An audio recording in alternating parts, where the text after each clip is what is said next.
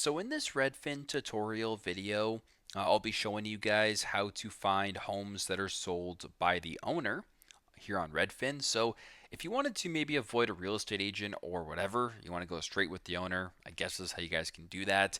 Type in your location. I'll use Scottsdale for this example, but I'll remove the outline to expand my search quite a bit.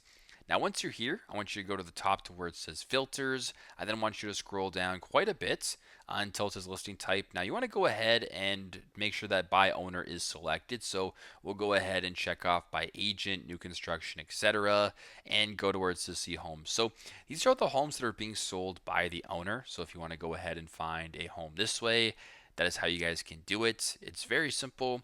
It's very straightforward. I hope this video helps, and thanks again for watching.